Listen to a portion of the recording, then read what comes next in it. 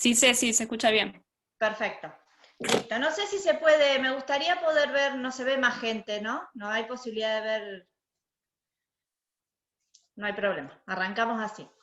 Bien, la charla de hoy es sobre manejo ecológico de plagas en la huerta. Vamos a tratar de encararlo en un sentido que lo que les vamos a hablar, por ahí va a ser un poco, algunas cuestiones un poco básicas, y lo van a poder aplicar tanto a lo mejor para una huerta más casera, ¿sí? Familiar, y para una producción hortícola un poco más grande. Por eso les digo, depende del público, después depende de la necesidad de cada uno, me van parando y me van haciendo las preguntas que crean necesarias. Nos vamos a basar básicamente en los cultivos más importantes que tenemos nosotros en la zona, que puede ser tomate, pimiento, berenjena, repollo, lechuga, brócoli, zapallito, y vamos a ver las plagas en esos cultivos.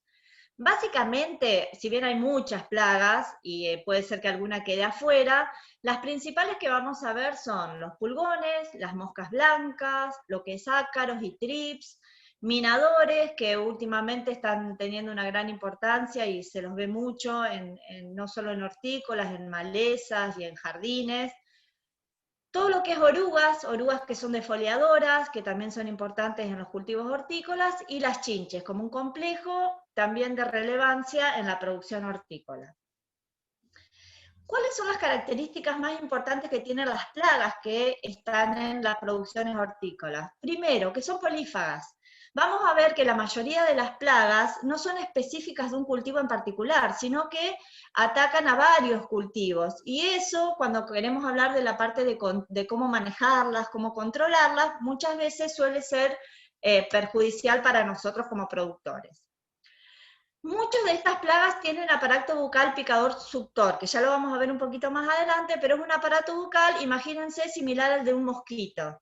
Entonces, estos aparatos bucales muchas veces, además de hacer un daño directo porque se alimentan, transmiten enfermedades. Entonces también es un problema importante para manejarlos. Otra cuestión es que muchos de estos viven o están protegidos de alguna manera. Por ejemplo, el lugar donde pasan algún estadio de quietud, que puede ser en el suelo, por lo cual también nos dificulta mucho el control. Algunos son minadores, es decir, van por dentro de la planta, de alguna de las superficies de la planta, por lo cual también es muy complicado aplicar alguna medida de control. Muchos son resistentes a los plaguicidas y esto se debe un poquito a que la alta presión y el alto uso que tenemos de plaguicidas, sobre todo en las zonas hortícolas, hace que muchas de estas plagas hayan adquirido resistencia a los plaguicidas. La gran mayoría son de ciclos cortos. ¿Qué quiere decir? Que se reproducen y hacen ciclos muy cortitos y hacen muchos ciclos, quiere decir que hacen muchas generaciones, y cuando las generaciones se superponen unas con otras, las poblaciones aumentan muy rápidamente. Entonces son plagas que en poquito tiempo aumentan mucho su población y su cantidad.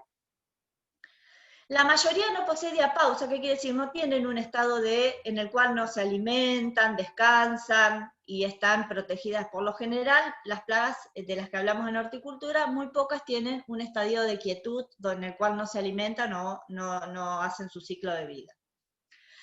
Como les dije antes, tienen altas tasas reproductivas, ¿sí? De una población, la población siguiente ya es mucho mayor que la anterior. Tienen tamaño pequeño, por lo que son, por lo general, móviles y les permite con facilidad protegerse en algunos lugares, con lo cual hace difícil también llegar a hacer algún tipo de control. Son buenos colonizadores y buenos invasores de cultivos, ¿sí? Migran con facilidad. Y algunas de las especies tienen reproducción sexual, y vamos a ver cuál es la ventaja de esa reproducción sexual a diferencia de los insectos que tienen reproducción, asexual, a diferencia de los insectos que tienen reproducción sexual. Y muchas de estas plagas pupan en el suelo también, o algunas. Bien, cuando hablamos de los insectos, esto puede ser muy básico para... Bueno, quería hacer andar este video, pero parece que no funciona. Cuando hablamos, ahí está. Cuando hablamos de insectos, de estas plagas que dijimos que atacan en la huerta, vamos a tener que tienen básicamente dos tipos de aparatos bucales. Unos son los chupadores y otros son los masticadores. Los chupadores, dentro de este grupo vamos a tener los pulgones, las chinches, las moscas blancas, como grandes grupos, y dentro de los masticadores vamos a tener las orugas, los minadores, o sea, los lepidópteros, las larvas de dípteros, ¿sí? Esos son los dos grandes grupos de masticadores. Y en el medio tenemos dos grupos importantes que son los ácaros y los tisanópteros, o los trips. Estos dos poseen aparatos bucales muy particulares, pero podríamos decir que los daños de los ácaros que atacan las plantas se parece más a un aparato chupador, y lo mismo el aparato bucal de los trips. Acuérdense, cuando quieran ir haciendo preguntas, directamente me interrumpen, no se hagan problema. Otra cuestión que por ahí resulta un poco básica, pero para el que no tiene mucho conocimiento de entomología es importante, es el hecho de el tipo de metamorfosis que tienen los insectos, ¿sí? Es decir, cómo es su ciclo de vida. Y a grandes rasgos son dos grupos importantes, los que tienen metamorfosis incompleta y los que tienen metamorfosis completa. Los que tienen metamorfosis incompleta, ¿qué quiere decir? Que pasan por estos estadios: huevos, ninfas y adultos. De los huevos nacen ninfas, que son los estados juveniles. Si ustedes ven, por ejemplo, en la langosta, y lo mismo pasa en las chinches, los estados juveniles, esas ninfas, son muy similares a los adultos. La única diferencia que tienen es que los estados juveniles no se pueden reproducir todavía, y además le faltan las alas, es decir, durante el estadio ninfal van a ir desarrollando las alas hasta llegar al estado adulto. En tanto que los que tienen metamorfosis completa pasan por el estadio de huevo, el estado juvenil, que se llama larva u oruga, dependiendo del orden, un estado de quietud que se llama pupa, y luego surge el adulto.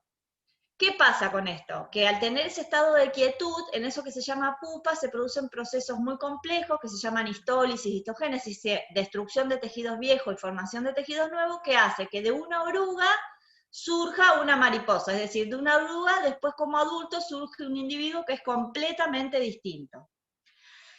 Otra cosa que es importante es que en las metamorfosis incompleta, por lo general, en el aparato bucal de la ninfa y del adulto va a ser el mismo, por lo cual el hábito alimenticio también va a ser el mismo. En tanto que los insectos de metamorfosis completa, muchas veces el estado juvenil tiene un hábito alimenticio que es muy distinto al del adulto. Por ejemplo, una oruga del lepidóptero es la que nos produce daño en los cultivos, en tanto que el adulto tiene un aparato bucal completamente distinto y no produce ningún tipo de daño. ¿Sí? Bien. Otra cuestión es la reproducción. Como les decía antes, los insectos se pueden reproducir de distintas formas. Las dos más comunes pueden ser la reproducción sexual, es decir, hay un macho, hay una hembra, copulan y dan una descendencia. Y después tenemos lo que es la reproducción asexual, que nosotros en los insectos la llamamos como la más importante, que es la partenogénesis. ¿Qué quiere decir? Que una hembra es capaz de dar descendencia sin ser fecundada por el macho. Cada una de estas reproducciones van a tener un beneficio y un perjuicio. Por ejemplo, la reproducción sexual nos da mucha más variabilidad genética, ¿sí? Cuando yo tengo individuos que se reproducen por reproducción sexual, van a tener mayor variabilidad genética. ¿Esto qué quiere decir? Que los individuos no van a ser todos iguales y ante alguna condición adversa, probablemente algunos mueran y otros sobrevivan, ¿sí? ¿Por qué? Por esa diversidad genética que tienen.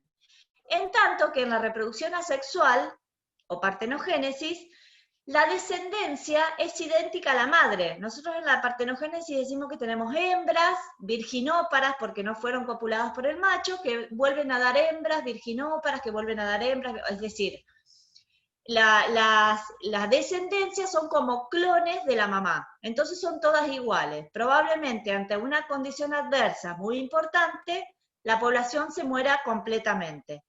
Eso es una desventaja, o sea, la baja variabilidad genética, pero la gran ventaja que tienen estas poblaciones es que la tasa reproductiva es muy alta, es decir, las poblaciones crecen exponencialmente.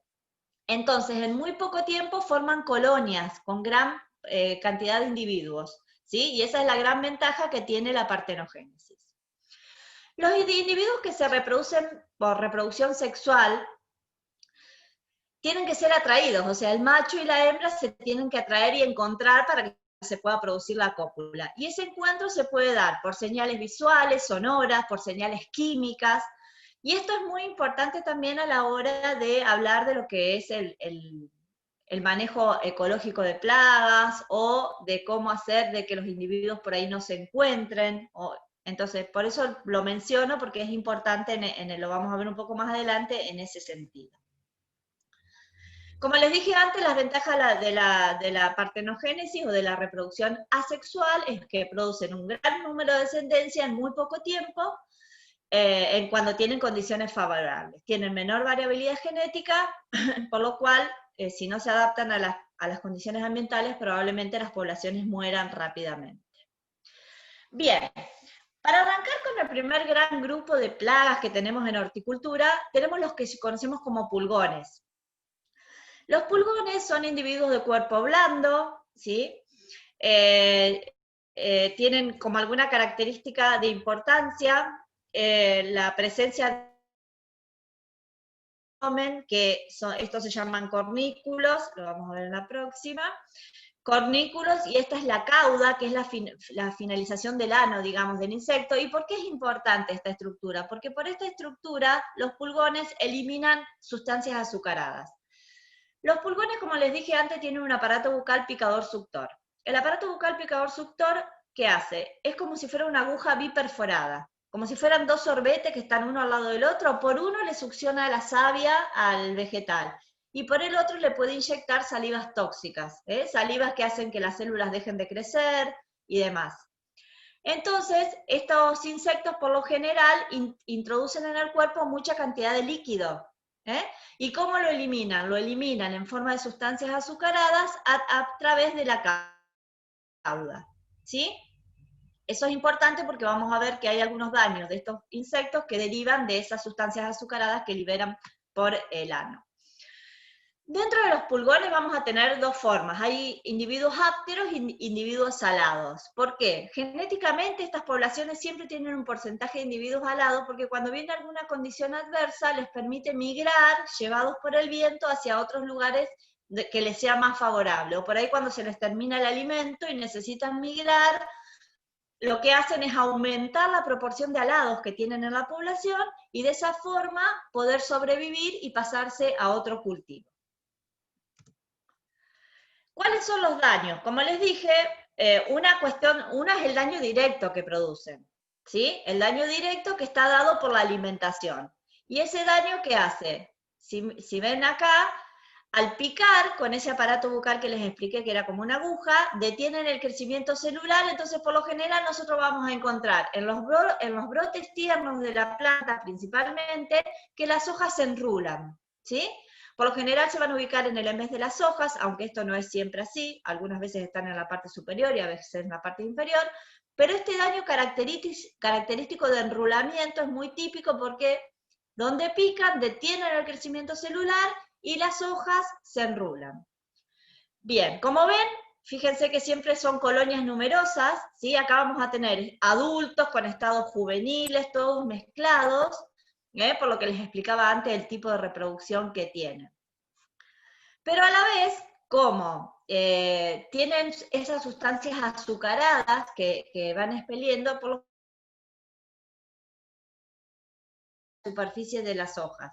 Entonces ese también es un daño que es importante, porque las hojas dejan de fotosintetizar correctamente y obviamente baja la producción, las hojas pueden llegar a caerse si los daños son muy intensos. Pero como les dije antes, estos insectos que tienen aparato bucal picador-suctor tienen un problema mucho más grande, que es el daño indirecto que producen. Y ese daño indirecto es la transmisión de virosis. Y en horticultura es importante porque transmiten muchos virus, ¿sí? Ahí, como dice en la diapo, pueden transmitir hasta 117 virus en algunos cultivos. ¿Y por qué son tan eficientes estos insectos en la transmisión de virosis? Y sobre todo los individuos alados. Los pulgones, cuando se alimentan, hacen picaduras de prueba. Es decir, antes de decidir dónde, tiene un aparato bucal que llega hasta el floema, por lo cual, una vez que deciden dónde se van a alimentar, se van a quedar un rato alimentándose. Entonces, ¿qué hace? Antes de decidir en qué lugar se van a alimentar, hacen picaduras de prueba, van probando, solo sobre la superficie del vegetal. Entonces, un insecto que hace, como estos, picaduras de prueba, si antes incorporó un virus en su aparato bucal, cada vez que hace una picadura de prueba va dejando el virus donde hace la picadura. ¿Se entiende? Entonces, por lo general, son muy eficientes en la transmisión de virosis. Y muchas veces este daño indirecto por la transmisión de virus es mucho más relevante para el cultivo que el mismo daño que hacen al alimentarse. En horticultura hay varias especies. Podríamos mencionar 3 especies principales. Acá tenemos 2, que es Aphigoscipium y Mysus persica. Mysus persica es un pulgón que es muy importante en la horticultura porque los pulgones por lo general son muy específicos. Es decir, la rosa tiene su pulgón, el laurel tiene su pulgón, el repollo tiene su pulgón. Eso suele pasar mucho en los pulgones. Pero en el caso de Mysus persicas tiene una gama de hospederos bastante amplia. Y si vemos en horticultura, vamos a ver que ataca a muchos cultivos, ¿sí? Para nosotros esto sería una desventaja, porque lo vamos a encontrar pudiendo pasar de un cultivo al otro. Bueno, los daños ya se los dije anteriormente, la producción de melazas que puede producir fumagina, los vamos a encontrar en pimiento, en lechuga, que son muy importantes, sobre todo a la hora de venderlas, en berenjena, muchas veces donde van picando después se produce necrosis, por lo cual el producto pierde mucho valor comercial. Y otro pulgón que es importante es Brevicorina brassicae, que es un pulgón que ataca a las brasicáceas principalmente, y la vamos a encontrar, y además de todos los daños que producen los pulgones, este pulgón tiene como una sustancia pulverulenta sobre el cuerpo, lo que hace que afecte mucho más lo que es la fotosíntesis en las hojas, ¿sí? Y están siempre muy juntitos, por lo cual también cuando los ataques suelen ser muy intensos, pueden producir hasta la muerte total de la planta. Y al igual que los otros pulgones, transmiten virosis. ¿Qué podemos hacer para controlar o para prevenir los pulgones? Acá quiero hacer una aclaración. Si bien la charla es manejo ecológico de plagas, yo siempre digo, yo soy ingeniera agrónoma y cuando hablamos de producciones hortícolas, por lo menos hasta ahora en nuestro país es muy difícil producir de forma orgánica, ¿sí? Otra cosa es en una huerta familiar donde nosotros podemos manejar un poco más. Lo que sí creo que podemos tender, y es lo que vamos a hablar hacia el final de la charla, a tomar un montón de medidas para disminuir el uso de agroquímicos. ¿Sí? Entonces, bueno, voy a ir mostrando un poco qué alternativas tenemos al uso de agroquímicos, como para ver cómo favorecer a todo lo que es la entomofauna benéfica que tenemos también en el campo y que muchas veces no le prestamos atención y que cumplen una función de control muy importante. Bien, en el caso de los pulgones, si hablamos de invernaderos, bueno, podemos poner las mallas antiáfidos, que son muy comunes en muchas producciones.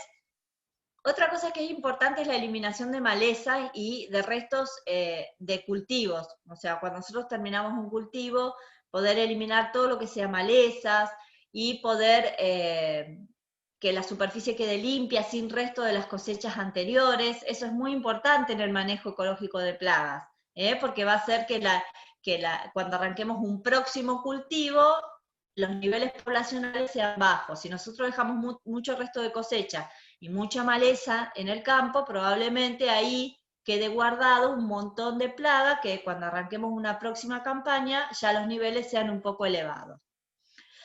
Una de las cuestiones que se usa mucho son las trampas cromáticas, que para el caso del pulgones son amarillas. Bajo invernadero son muy eficientes, en el campo también son eficientes. El tema de estas trampas que son muy costosas. De todos modos, hoy en día se pueden hacer de forma casera, es muy sencillo, con cartón, pintándolas y poniéndoles algún aceite. Lo que tienen de bueno estas trampas es que atraen a los pulgones y a muchas otras plagas, O sea que nos sirven para controlarlas porque el insecto queda pegado, por lo cual ya ahí se muere y no sigue. Y por otro lado nos permite ver qué nivel poblacional de insectos tenemos en el campo o en los invernaderos, o si lo pondríamos, por ejemplo, en una huerta familiar. Es un método que es muy efectivo cuando se hacen trampeos masivos. Si ustedes ven en esa foto donde hay un invernadero, fíjense la cantidad de trampas. Bueno, ahí podemos lograr un control importante, pero también vamos a tener una referencia de la cantidad de plaga que tenemos dentro de ese invernadero. Otra cuestión que es importante es evitar el exceso de nitrógeno. Las plantas, cuando hay alto nivel de nitrógeno, los pulgones se ven muy atraídos. Muchas veces nosotros no llegamos a dimensionar el grado de evolución que han tenido los insectos. Cuando veamos la parte de enemigos naturales, vamos a ver que son sumamente evolucionados y que tienen características que por ahí a nosotros nos parece imposible que puedan detectar determinadas cosas. Pero cuando hay altos niveles de nitrógeno, los insectos lo prefieren y van a ir a atacar mucho más que cuando hay niveles más adecuados. Bueno, obviamente es importante detectar precozmente estos insectos y, por ejemplo, las placas, en el caso de pimiento, cuando ponemos albahaca intercalada, eso resulta de repelente para el caso de los pulgones. Así que bueno, cuando hablamos de una huerta familiar, podemos estar pensando en este tipo de asociación de cultivos que nos permita ahuyentar a los pulgones. Entonces podría ser pimiento con albahaca, podría ser una asociación que nos estaría beneficiando para el control de pulgones. Como les dije antes, estas plagas, toda plaga tiene su enemigo natural, es decir, un agente que lo controla. En el caso de los pulgones hay muchos agentes controladores. Estos agentes controladores pueden ser predadores o parasitoides. ¿Qué quiere decir? Los predadores son aquellos que vienen y se comen directamente al pulgón. Dentro de estos tenemos los coccinelios, que son los que nosotros llamamos vaquitas benéficas, ¿sí? Que comen pulgones tanto en estados juveniles como adultos. Los sírfidos, que son unas moscas que solo se alimentan de los pulgones en el estado de larva, ¿sí? Cuando están acá, esta es la larva del sírfido, es un díptero, fíjense que tienen bien la forma de los dípteros, las larvas de díptero, que tienen la cabeza como más aguzada. Y el adulto es muy fácil de identificar, si ustedes ven sobre las flores, porque a veces se pueden confundir con abejas o con alguna avispa, pero si ustedes la ven volando como si fuera un helicóptero, se dice tiene un vuelo muy evolucionado que le permite suspenderse, o como un colibrí, cuando ustedes vean eso cerca de una flor, seguramente es un sírfido, y sepan que ese es un insecto benéfico.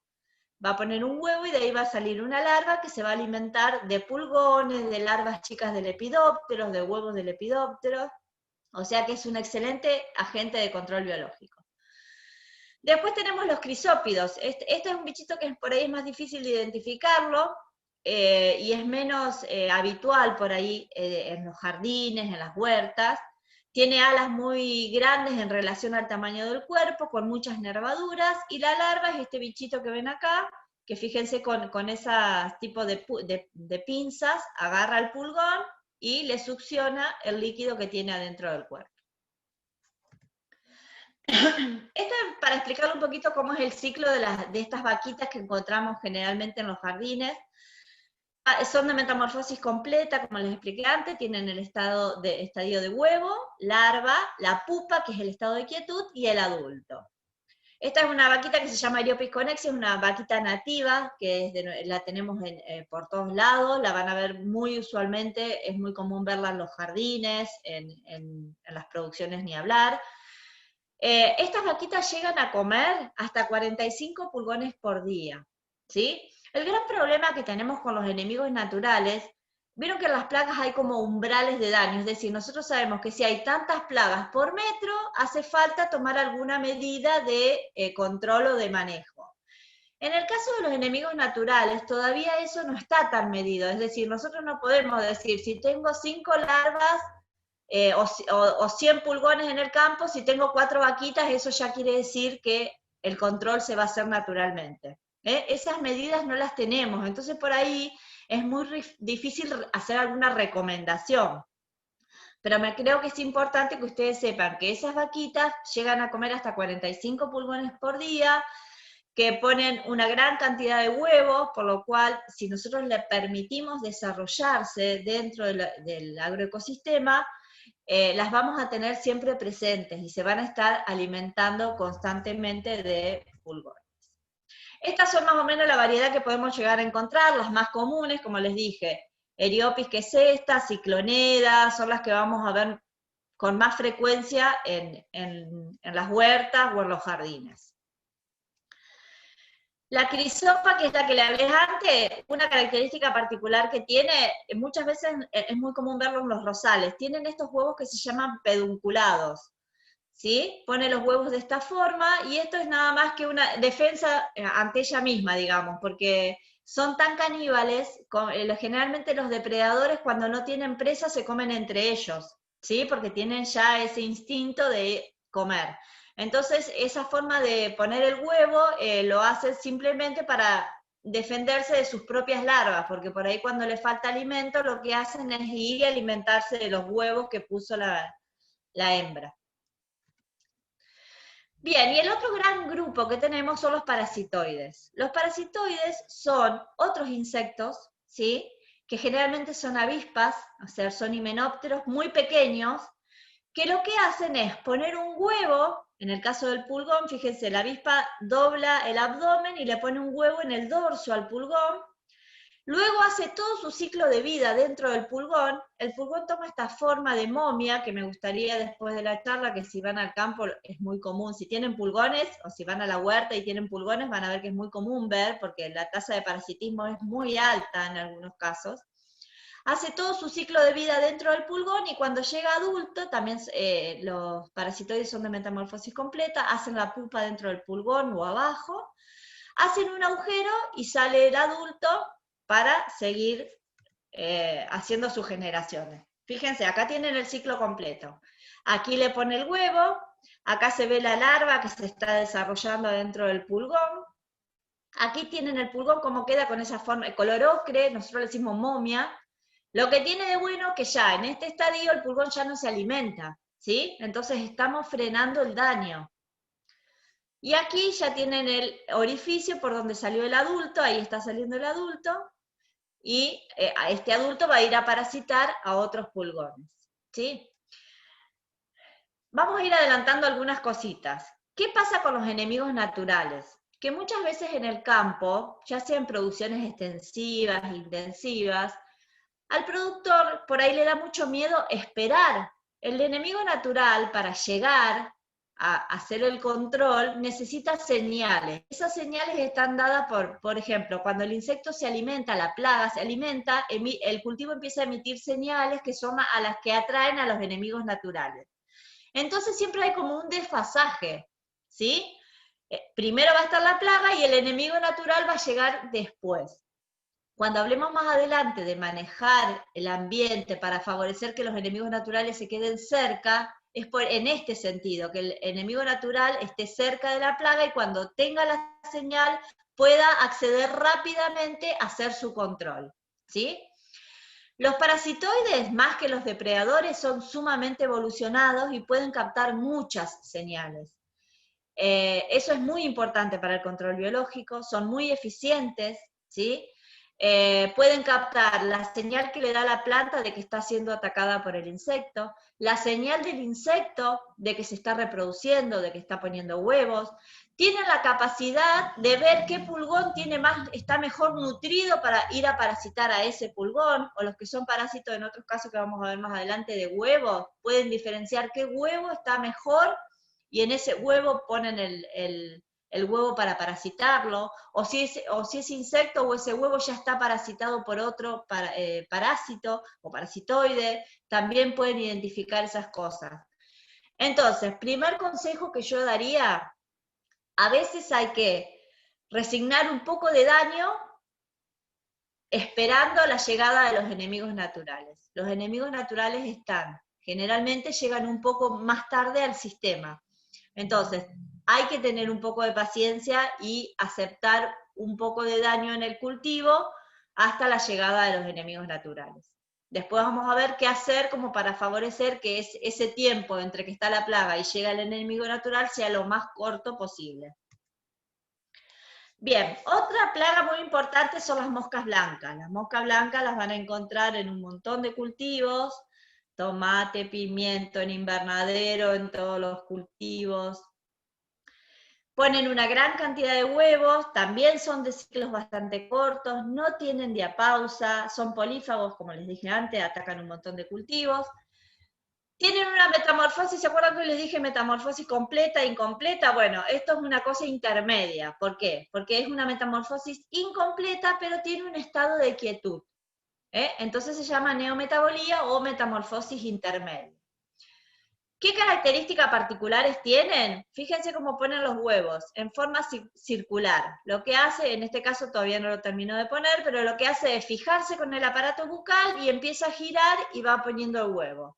¿Por qué les digo esto? Porque a veces, y más cuando nosotros queremos hablar de control biológico o manejo integrado de plagas, lo que buscamos es encontrar señales que nos permitan rápidamente tomar medidas preventivas. Si nosotros podemos ir al campo, identificar una oviposición, nos va a permitir también estimar qué tipo de plaga y qué daño voy a poder tener en el cultivo. Las moscas blancas, además, tienen generalmente cuando atacan, que lo hacen en vez de las hojas, también eliminan gran cantidad de sustancias azucaradas, por lo cual el daño no es solo por la alimentación, acá podemos ver todos los adultos, pero junto con estos adultos están los huevos, las ninfas, que son los estados juveniles, la pupa, que es el estado de quietud, y además hacen toda esta sustancia que es como algodonosa, que es muy característico de las moscas blancas, lo que genera formación de fumaginas, de hongos, y las hojas por lo general en este sentido terminan cayéndose cuando se ven muy afectadas porque ya les resulta casi imposible realizar una fotosíntesis correcta, ¿sí?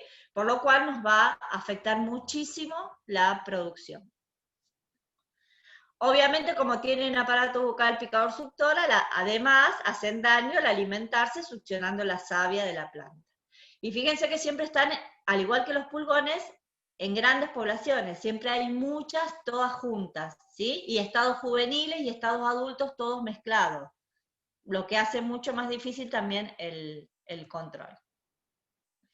Por lo general están presentes todo el año, todas las plagas que vamos a ver ahora, como les dije que la mayoría no tiene diapausa, o sea, no tiene un estado de quietud, están presentes todo el año, favoreciéndose obviamente, empiezan a aumentar las poblaciones en primavera hasta otoño y en invierno generalmente disminuyen marcadamente. Estas moscas blancas tienen como depredador una chinche que se llama Orius, que es una chinche muy chiquita, pero es muy importante, es uno de los insectos que más se usa cuando se habla de control biológico aplicado, ¿sí? Es decir, cuando nosotros compramos o criamos un enemigo natural y después lo incorporamos al cultivo para que haga un control biológico. Esta chinche se usa mucho porque se alimenta no solo de moscas blancas, sino de huevos y larvas chicas del lepidóptero, principalmente. Los depredadores por lo general no son tan específicos. ¿Se acuerdan que hoy les dije depredadores y parasitoides? Los parasitoides suelen ser muy específicos en cuál es su hospedador, en tanto que los depredadores depredan una mayor cantidad de presas o variedad de presas. Estas chinches son tan chiquitas que están muy presentes en los agroecosistemas, pero difícilmente el productor las identifique y las tenga en cuenta. Pero sepan que están muy presentes, que son muy utilizadas. Tenemos un gran problema con lo que es, nosotros hoy vamos a hablar de lo que es el control biológico por conservación. El control biológico por incorporación, o sea, cuando nosotros incorporamos un enemigo natural, hoy en día en nuestro país es sumamente costoso. Son muy pocos, hay algún lugar donde se hace pimiento en invernadero, que el pimiento es un cultivo caro, entonces donde justifica y subsidiado por el Estado se está haciendo lo que es el control biológico inoculativo o de esto de traer un enemigo natural e incorporarlo al sistema. Todavía resulta muy costoso para nuestras producciones poder hacer esto, pero en otros países del mundo es muy común.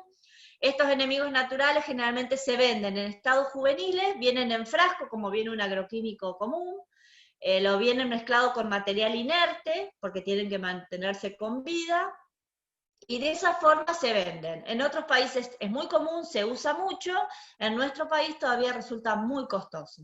¿Sí? Entonces lo que tenemos que tratar de hacer nosotros por ahora es darle las condiciones apropiadas para que estos individuos puedan desarrollarse en los cultivos y en el medio. Y también hay un parasitoide que es muy importante y que también se los muestro porque es fácil que ustedes lo puedan ver en el campo, porque las larvas y las ninfas, perdón, y las pupas de la mosca blanca toman esta coloración. Entonces por ahí ustedes pueden, mirando cuidadosamente, ver el grado de parasitismo que ustedes están teniendo en su cultivo. ¿Sí? Es se llama Encarsia formosa, no tiene mucho sentido para ustedes, tiene un ciclo bastante corto, pero fíjense lo que hace. Busca la mosca blanca, en este caso sería va buscando dónde están las colonias, le pone el huevo, generalmente elige las ninfas de cuarto y quinto estadio de la mosca blanca, estas son las ninfas de la mosca blanca y este es el parasitoide, le pone el huevito adentro, y lo mismo que hablamos para el parasitoide del pulgón, se desarrolla adentro, la mata, y va, una vez que sale, sigue parasitando a otra ninfa de mosca blanca. Los adultos de los parasitoides lo que hacen es ir poniendo los huevos, ¿sí? Entonces, las generaciones siguientes van a depender de cuántos huevos pueda parasitar una hembra adulta. Las que parasitan son las hembras, no los machos, obviamente, porque son las que ponen los huevos. Si en el caso de los depredadores les dije que era difícil identificarlo en el campo, los parasitoides mucho más. Por eso lo que les digo, lo más conveniente es ir al lugar donde hay daño de mosca blanca, que generalmente va a ser en el en vez de las hojas, y mirar. Cuando veamos pupas o larvas, o ninfas, perdón, que tienen esta coloración ennegrecida, eso quiere decir que el parasitoide está. Son microhimenópteros, o sea, son avispas muy chiquititas. Bueno, en este caso es un diente. Bien, en el caso de las moscas blancas también podemos usar las trampas amarillas, ¿sí? Generalmente es bueno hacer un trampeo al inicio como para controlar y estimar nivel de daño. Si nosotros lo queremos hacer en una huerta familiar, como les dije antes, son muy fáciles de construir. Comprarlas sale bastante caro, pero son fáciles de construir. Lo pueden hacer con un cartón o alguna cosa plástica, la pintan de amarillo. Pueden buscar la longitud de onda, porque pueden elegir una longitud de onda que sea el amarillo preciso según la plaga, y le ponen después un aceite para que el insecto se pegue, y eso lo pueden ir colgando. Lo van colgando a la altura del cultivo, que es donde el insecto va a estar volando, y el insecto se va pegando, por lo cual se va haciendo un método de control, y además la pueden controlar.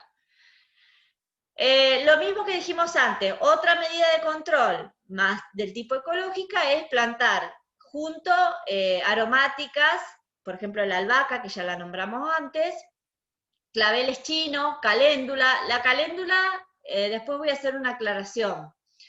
Si bien es una planta que atrae muchos enemigos naturales, atrae mucho los pulgones, entonces por ahí podemos estar poniendo la caléndula, que muchas veces se recomienda mucho en las huertas, por ahí en vez de ahuyentar, estamos trayendo a la huerta enemigos naturales. Yo si podría elegir otra planta, elegiría otra y no la caléndula, ¿sí? Es como una aclaración.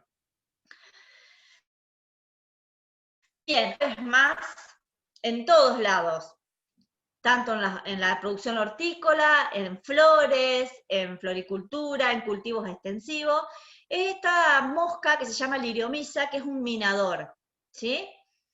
Acá lo vamos a ver un poquito mejor.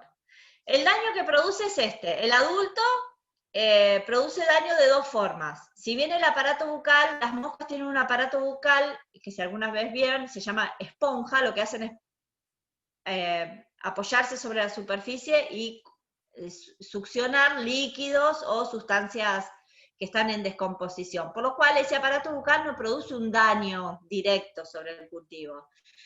El tema es que esta mosquita, cuando pone el huevo, lastima la hoja y después se alimenta de los jugos que van saliendo de ese lugar donde picó con el aparato ovipositor para poner el huevo. Entonces también produce daño en ese sentido, no solo porque pone el huevo, sino porque después va haciendo picaduras para poder alimentarse. El daño más importante lo hace la larva, ¿sí? La hembra pone el huevito bajo la superficie de la epidermis de la hoja y la larva empieza a alimentarse por dentro de la hoja, ¿ven? Va separando el mesófilo de la epidermis. Y entonces, y a la vez va dejando todo esto que es el excremento. Y esto se los destaco porque vamos a ver una plaga más adelante en tomate que hace un daño parecido y lo vamos a poder diferenciar por esto. La larvita va comiendo y es una letra, acuérdense, tiene la cabeza aguzada para que la puedan identificar en el campo. Va haciendo esta galería y va dejando el excremento a lo largo de la galería de la cual se va desarrollando. Una cuestión importante es que por lo general hace la pupa, o sea, como es un díptero tiene metamorfosis completa y el estado de quietud o pupa lo hace en el suelo, por lo cual nos dificulta, ¿sí? Cosas a tener en cuenta. Si hace la pupa en el suelo, vamos a tener que tomar unas medidas de remoción, eliminación de restos que hagan que el nivel poblacional baje, porque si nosotros dejamos todas esas pupas en el suelo, ya tenemos asegurado que el año que viene, o el próximo cultivo, vamos a tener una población, vamos a arrancar con una población alta de plaga, de todas las pupas que se formaron en este cultivo. Bien, acá los primeros daños son las puntuaciones que le hablaba antes, que hacen cuando están oviponiendo. Si somos, cuando hablamos de control ecológico, manejo ecológico, hay que abusar mucho lo que es la vista, mirar y en lo que llamamos nosotros el monitoreo. Cuando nosotros queremos disminuir el uso de agroquímicos y hacer un manejo mucho más ecológico, tenemos que monitorear más, tenemos que mirar más, tenemos que ir a buscar la plaga y tenemos que ir a buscar los enemigos naturales. Si no hacemos eso, siempre vamos a llegar cuando el daño ya está muy extendido y difícilmente lo podamos solucionar con métodos que sean más amigables con el medio ambiente. Entonces siempre cuando hablamos de que queremos poner énfasis en lo que es el manejo o el control biológico o el manejo ecológico de plagas, importantísimo el monitoreo. Ir al campo, mirar, recorrer y buscar.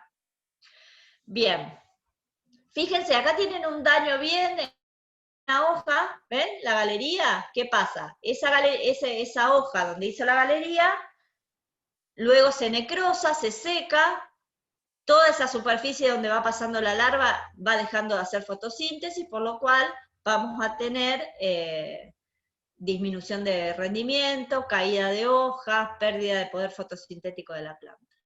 Los picos poblacionales se dan en septiembre y miren otra vez, tenemos la albahaca como un repelente para esta plaga, que ya lo hemos nombrado en muchas. Esto es un poquito lo mismo, eliminar, como les dije antes, quemar, bueno, no sé si quemar, pero eliminar restos de cosechas anteriores, en el caso de los invernaderos tener buenas ventilaciones, desinfectar los suelos y los compost cuando vamos a hacer cultivos nuevos. Importante también hacer rotación de cultivos, aunque les digo que hoy en día liriomisa la vamos a encontrar en maletas, en flores, en hortícolas, en cultivos extensivos. Ya el ataque, hay varias especies y el ataque ya suele ser muy generalizado en gran cantidad de cultivos, por lo cual resulta un poco complicado dar algunas recomendaciones respecto a cuál sería la rotación de cultivo ideal para que no ataque. La detección precoz, como les dije antes, cuando empezamos a ver puntuaciones, es importante. Predadores, más importante, otra vez lo tenemos a Orius, fíjense, el que les mencioné antes para mosca blanca, que es la chinche. Y después tenemos ácaros. Los ácaros son No son insectos porque tienen 4 pares de patas, son más del lado, vienen por el lado de las arañas, ¿sí? Y son excelentes depredadores y también se los cría mucho para hacer liberaciones. Y están muy presentes en los sistemas también, pero también son muy difíciles de identificar porque son de tamaño muy pequeño. Bien, y una cuestión también importante, las arañas son excelentes depredadoras.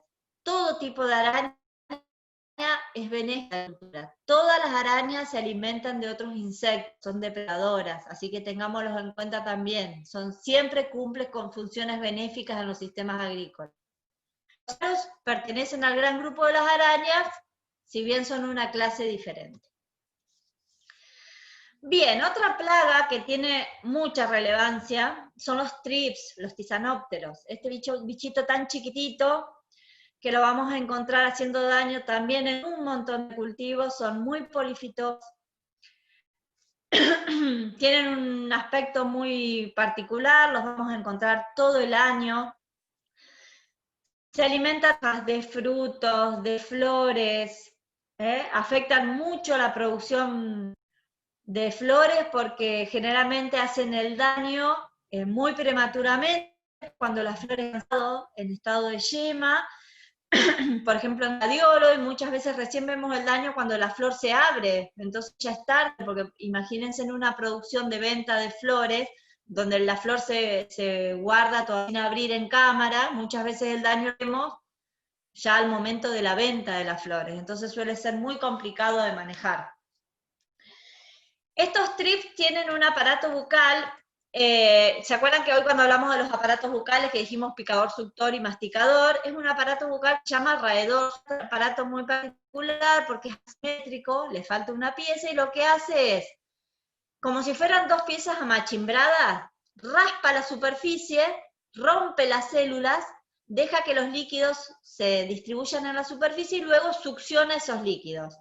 Entonces, el daño que vemos se llama plateado, ¿sí? Como que la célula queda vacía, se ve como un plateado. Ese es un daño típico y es más común ver en las hojas. Ahora, cuando ustedes ven esto en un fruto, por ejemplo, que ven como una cicatriz, ¿qué pasa? El thrips pica cuando esto está en estado de yema, recién cuando está en floración, en estado de yema, ahí hace la picadura. Al ir creciendo el fruto, se va formando como cicatrices y ese daño se va secando, por eso que es lo muy común que vemos en frutos, en cítricos y en muchos otros en frutales, que es este daño en forma de cicatriz, porque picó, hizo el daño, el fruto va creciendo y ese daño se va distribuyendo por el fruto con esta forma. ¿Por qué son tan difíciles de controlar los thrips? Tanto en invernadero como a campo. El aparato bucal que tienen y el tipo de daño que producen es una. Tienen muchas generaciones por año, o sea, tienen ciclos muy cortos y hacen muchas generaciones por año. Son de tamaño pequeño. Son polifitófagos, o sea, atacan un montón de cultivos, no son específicos, no es que, si bien hay distintos thrips, distintas especies según los cultivos, van a ver que pueden atacar varios cultivos. Y empupan en el suelo, o sea, tienen una metamorfosis también especial, que hacen ese estado de quietud o pupa, y también lo hacen en el suelo. Entonces, ¿qué pasa? Cuando los queremos controlar, por ejemplo, si los quisiéramos controlar con agroquímicos, muchas veces cuando en un invernadero, por ejemplo, hacemos la aplicación dentro del invernadero, migran un tiempo hacia otros cultivos fuera del invernadero y cuando ven que pasa el efecto, vuelven. O si están en estado de pupa en el suelo, la pupa es un estado donde tienen mucha protección, están cubiertos, el efecto de los agroquímicos no tiene prácticamente efecto sobre las pupas. Entonces, esos 2 factores son muy importantes para que sea muy difícil el control de los thrips. Bien, las principales, como dije anteriormente, la época principal de ataque son desde primavera hasta otoño, es donde las poblaciones aumentan mucho, pero están presentes prácticamente todo el año. Acá alguna foto de los daños, como les dije antes. Generalmente se alimentan desde el en vez de las hojas. Se empiezan a ver estas puntuaciones, como ver primer daño y ese plateado que yo les decía antes. Después lo típico en los frutos, que son estas cicatrices irregulares, ¿ven? En pimiento, lo cual disminuye mucho el valor comercial. Hoy en día que estamos hablando de que los productos hortícolas pesa mucho el aspecto en el valor comercial que tienen, bueno, estos insectos tienen un daño muy importante en ese sentido. Después otro problema es en las flores, por un lado las flores que después nos van a dar un fruto, ¿por qué? Porque muchas veces hacen que después ese, como les dije, el ataque se da en el estado de floración y después ese fruto sale completamente deforme. Y cuando hablamos de lo que es la floricultura, acá tienen distintos niveles de daño, pero fíjense, el trip atacó cuando estaba en pimpollo o antes, y después cuando la flor se abre nos encontramos con todo este tipo de daño que ya obviamente es irreversible. Esos son los daños directos, pero al igual que los pulgones, los trips producen daños indirectos por la transmisión de virosis. Y también es sumamente importante porque transmiten varios virus y producen un daño muy importante en este sentido. El manejo de los trips, bueno, principalmente la eliminación de malezas, porque suelen ser sus huéspedes para los trips, y de restos vegetales del mismo cultivo. Mantener los enemigos naturales es fundamental para controlar las poblaciones y mantenerlas en niveles bajos. El monitoreo constante y el uso de trampas. En el caso de los trips se usan trampas de color azul, celestes, azules, porque los atraen mucho más que las amarillas. En caso de no tener azul, lo pueden hacer con amarillas, pero siempre van a ver más atraídos por estas trampas de color azul. Les puedo decir que si hablamos de huertas familiares y el uso de este tipo de trampas puede ser muy eficiente, porque en una superficie no tan grande, poniendo una cantidad relativamente chica de trampas, podemos estar teniendo un control bastante importante. Así que creo que es una alternativa que resulta ecológica y que puede ser muy buena para el manejo de las huertas. Bueno, acá tienen un trip visto un poco mucho más de cerca. Acá es importante para que lo puedan identificar, se llaman tisanópteros, justamente tienen las alas en formas de flecos, son muy finitas, ¿sí? Y es muy característico, son muy chiquititos, no son tan fáciles de ver, pero una forma de identificarlo es cuando uno va a las flores, mover la flor y va a ver que van a salir como volando, son muy inquietos, saltan mucho. Y bueno, eso es una forma de verlos y de identificarlos. Bien, otro problema que solemos tener en las huertas son las orugas del lepidóptero, las larvas, ¿sí? Hay varias especies, se me pone este cartelito acá, no sé por qué, y me tapa, bueno, no importa.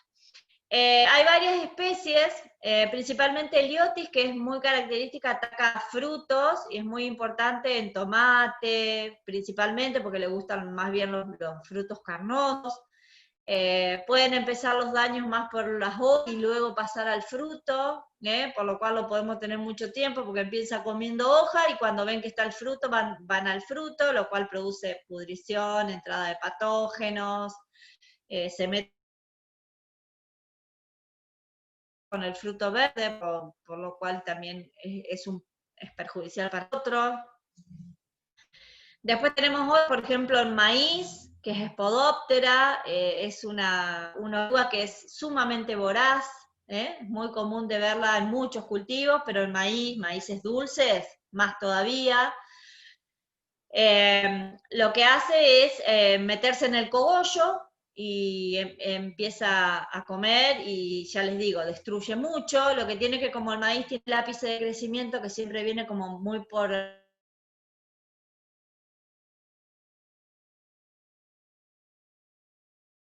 tiende a hacer control químico, porque cuando al campo muchas veces se ve el daño que está haciendo Spodoptera, es muy importante, las hojas cortadas, el cogollo muy dañado, pero muchas veces esas plantas se recuperan.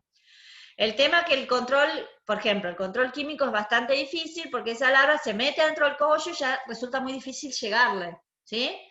En cambio, los enemigos naturales, sobre todo los parasitoides, muchas veces tienen la capacidad de saber, poder identificar dónde está, ir a buscarla y parasitarla ahí donde está. Entonces, eso es importante que lo tengamos en cuenta. Y en estas larvas sí es importante el monitoreo.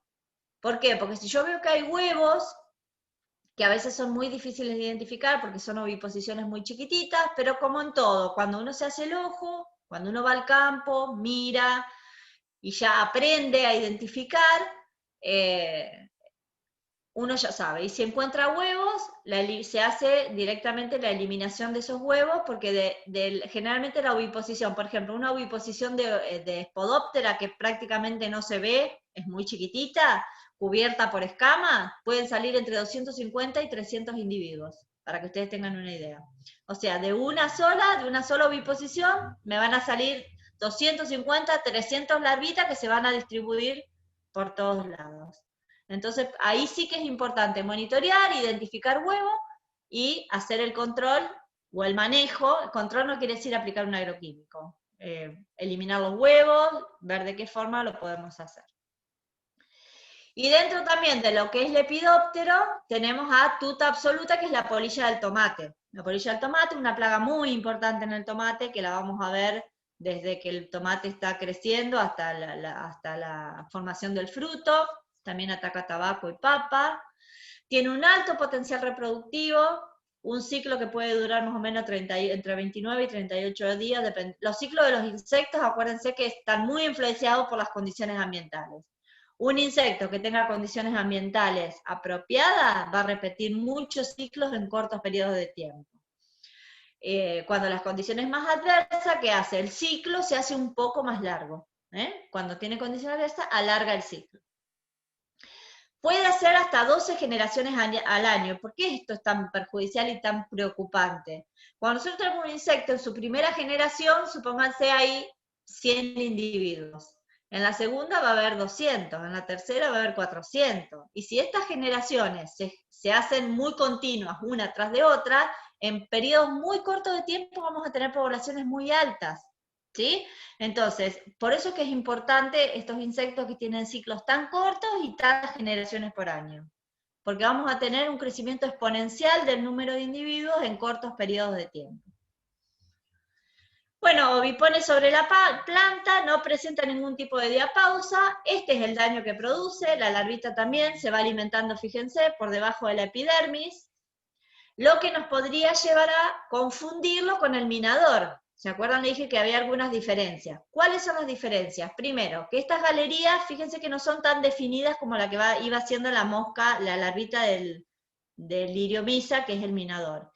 Y por el otro lado, ¿se acuerdan que les dije, tengan en cuenta que el liriomisa va dejando el excremento a lo largo de toda la galería? En el caso de tuta no pasa esto. El excremento lo deja como en una punta de la galería que construyó, y luego la galería está libre, y no está tan definida, sino que es una zona como más amplia, que luego, ¿qué pasa? Toda esta zona queda necrótica, se seca, por lo cual esa hoja tiende con el tiempo a caerse, a no fotosintetizar, y hace que esa planta produzca menos, obviamente.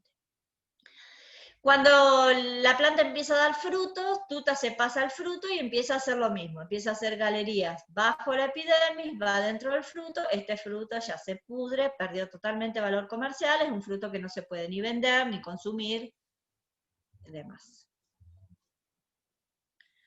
Bien, fíjense, en el caso en España, que se hace mucho cultivo bajo invernadero, y por eso les digo, hay lugares del mundo, primero, con mejores condiciones económicas, y con otro sistema de producción bajo invernadero, aplicar control biológico inoculativo es mucho más fácil.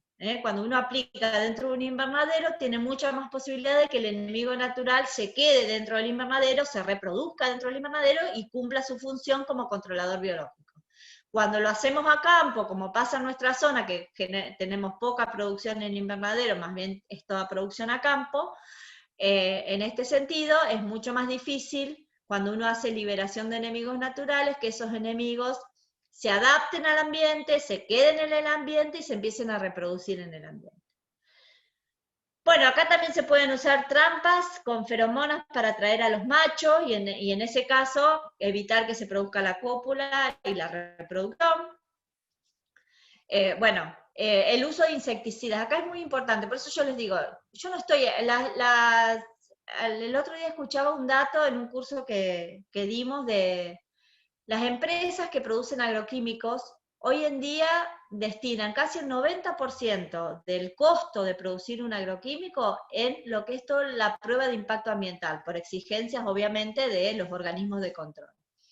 Hoy en día tenemos un montón de productos que son de banda verde, quiere decir que no afectan a la entomofauna benéfica. El gran problema que tenemos es que usamos mal las dosis, que hacemos aplicaciones repetidas, hacemos lo que se llaman las aplicaciones calendarias, o sea, ya nosotros decidimos de antemano, sin hacer un monitoreo, que en tal fecha, tal fecha, tal fecha voy a hacer una aplicación. Eso no se hace, eso no está bien. Entonces, a veces decimos, este producto hace un perjuicio en el medio ambiente, pero en realidad lo que estamos haciendo mal las cosas somos nosotros.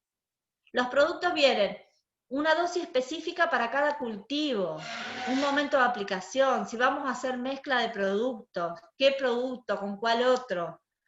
Entonces, disminuir al mínimo el uso de agroquímicos, usar agroquímicos de banda verde, en el caso, porque a veces es necesario, a veces no tenemos otra opción.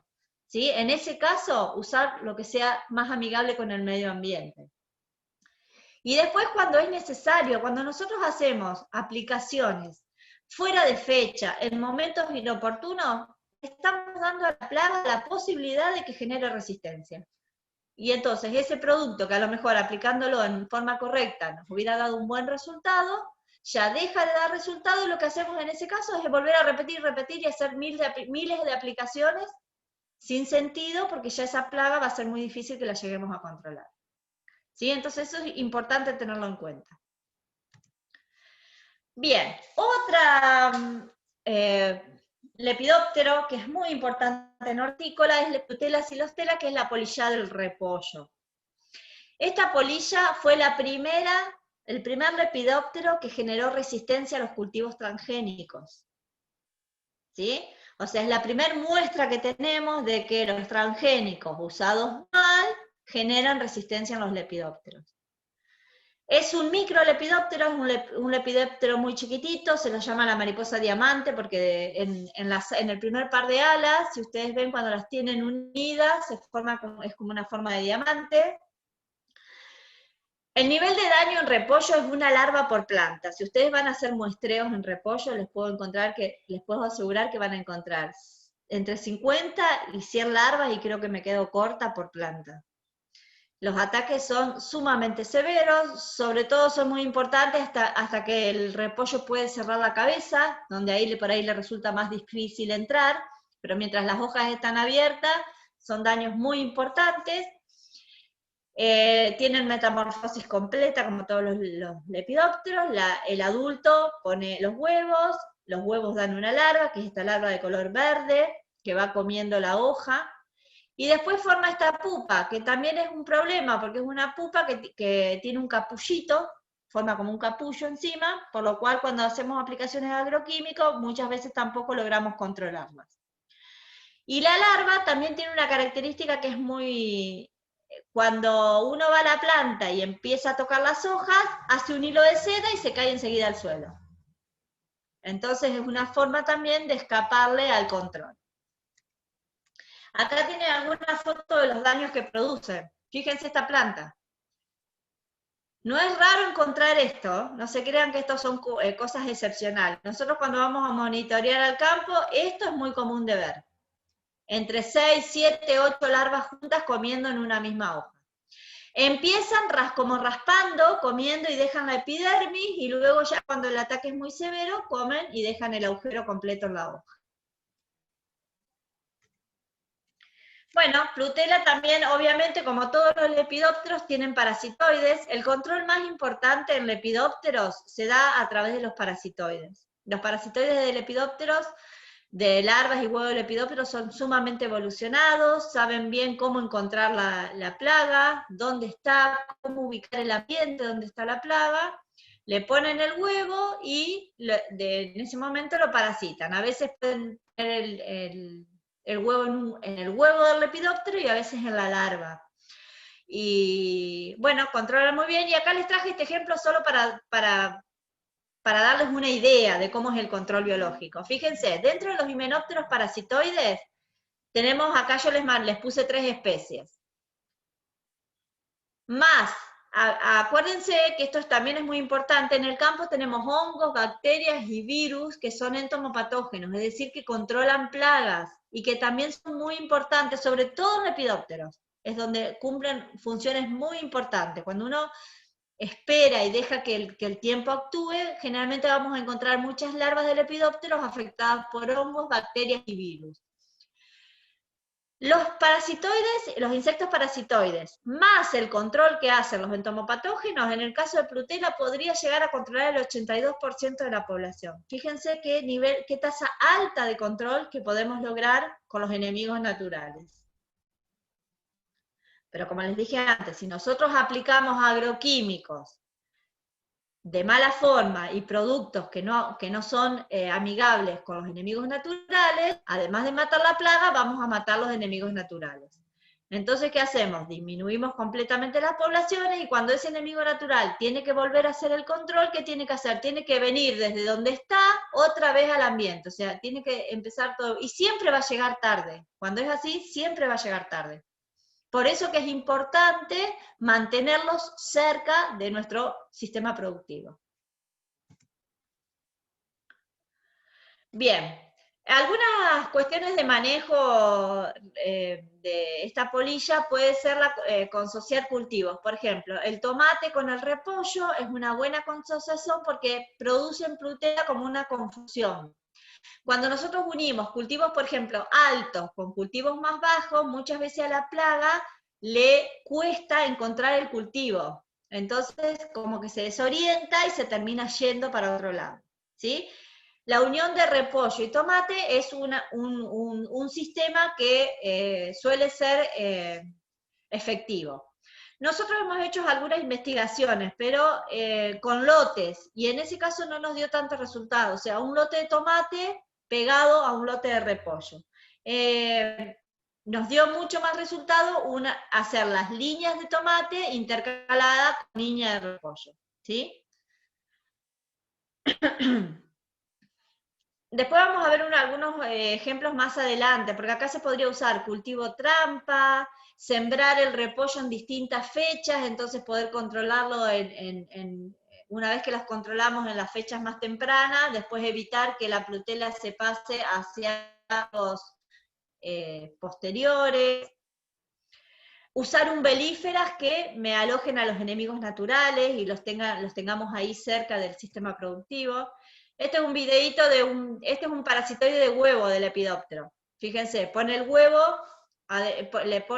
parasita el huevo, en este caso pone el huevo dentro del huevo del lepidóptero, hace su ciclo y luego sale.